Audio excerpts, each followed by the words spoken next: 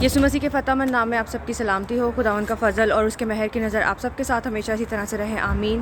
آج بہت ہی خوبصورت دن ہے نسل انسانیت کے لیے, بڑا ہی بابرکت دن ہے, کیونکہ جب ہم کلام میں دیکھتے ہیں تو 3 قربانیاں جو کہ بہت بڑی قربانیاں ہم دیکھتے ہیں. پہلی قربانی آدم اور حوا کی دفعہ پر ہوتی ہے جب وہ گناہ کرتے ہیں, تو ان کے لیے بھی ایک بے عیب جانور ذبح ہوتا ہے, جس کی کھال سے, جس کے چمڑے سے خدا انہیں پوشاک بنا کے دیتا ہے. وہ اپنے لیے پتوں کی پوشاک بناتے ہیں, لیکن خدا ان کے جسم کو ڈھانپتا ہے. دوسری قربانی ہم دیکھتے ہیں جب مصر میں اسرائیلی ہوتے ہیں اور تب ایک برا ذبح کیا جاتا ہے, اور خداوند کے حکم کے مطابق موسیٰ ان کو گائیڈ کرتا ہے کہ تم اپنے دیواروں پر, اپنے دروازوں پر اور دروازوں کی چوکھٹوں پر اس خون کو لگا دینا, تو وہ موت کا فرشتہ تمہارے پاس سے ہو کے گزر جائے گا. کیا ہوتا ہے کہ پورے مصر میں ماتم ہوتا ہے, لیکن جس کے دروازے کی چوکھٹوں پر وہ لہو لگا ہوتا ہے, وہ خون لگا ہوتا ہے, وہاں پر ماتم نہیں ہوتا.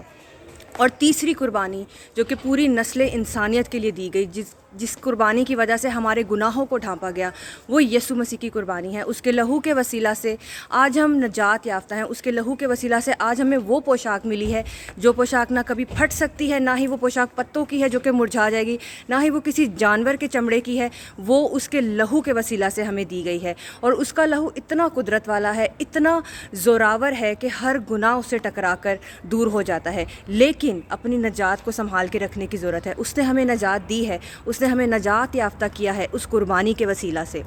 کیا ہم اپنی نجات کو سنبھال کے رکھ رہے ہیں؟ آج کے اس دن کو یہ اپنے دلوں میں رکھیں, اپنے ذہنوں میں رکھیں کہ کوئی ہمارے لیے قربان ہوا تھا, کسی نے ہمارے گناہوں کو اپنے اوپر اٹھا لیا تھا. ایک وقت میں جب یسوع صلیب پر ہوتا ہے تو وہ بولتا ہے, اے میرے باپ, تو نے مجھے کیوں چھوڑ دیا. لوگ سمجھتے ہیں یہ ایلیا کو پکار رہا ہے, لوگوں کو نہیں پتہ ہوتا یہ تو وہ ہے کہ جس نے ایلیا کو مخصوص کیا. وہ اس وقت باپ اس سے دور ہو جاتا ہے کیونکہ اس کے اوپر ہمارے گناہ تھے, اور اتنی تاریکی ہو جاتی ہے جب یسوع کو کروسیفائی کیا جاتا ہے, جب اسے صلیب دی جاتی ہے, تاریکی ہو جاتی ہے.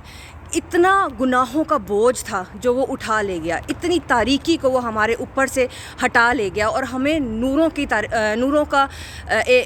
مانند اس نے ہمیں کر دیا. اس نے ہمارے اوپر روشنی کو رکھ دیا. اب ہم تاریکی میں نہیں ہیں, اب ہم گناہ میں نہیں ہیں. یہ ہماری اپنی مرضی ہے کہ ہم اس کی قربانی کو کیا جانتے ہیں, کیا سمجھتے ہیں, یا اس کی قربانی کی کیا قدر ہے ہمارے دلوں کے اندر, اس کی قربانی کی ویلیو کریں. وہ کوئی ہمارے لیے جو قربان ہوا ہے وہ کوئی 4 ٹانگوں والا کوئی جانور نہیں تھا جو آدم اور حوا کے لیے قربان ہوا, یا وہ کوئی ایسا جانور نہیں تھا جو کہ مصر کے اس دور میں قربان ہوا اسرائیلیوں کے لیے. ہمارے لیے جو قربان ہوا ہے وہ زندہ خدا کا بیٹا ہے, اور نہ صرف وہ قربان ہوا بلکہ وہ زندہ ہے, وہ جی اٹھا ہے, وہ ابد تک زندہ رہے گا, اور اس نے آپ کو ہمیشہ کی زندگی کا وارث بنایا. اس کی قربانی کو ناچیز مت جانے, اس کی قربانی ہی ہمیں گناہوں سے بچاتی ہے. اس کے لہو کے وسیلہ سے جو آج ہمیں پوشاک ملتی ہے اس پر کوئی لعنت نہیں آ سکتی, کوئی لعنت اسے ٹکرا نہیں سکتی, کوئی بری بات اس پوشاک پہ ٹکرا نہیں سکتی, کوئی ایسی برا بول نہیں بولا جا سکتا ہمارے خلاف اگر وہ پوشاک ہمارے اوپر ہے, اگر وہ لہو ہمارے اوپر ہے.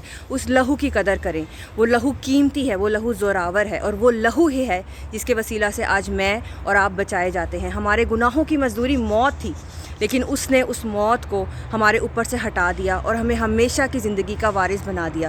خداوند اس کلام کے وسیلہ سے آپ سب کو برکت دے, آپ سب کو اپنے جلال کے لیے کثرت سے استعمال کریں. یاد رکھیں کہ آپ ایک پوشاک پہنے ہوئے ہیں جو کہ اس کے لہو کی ہے. God bless you all.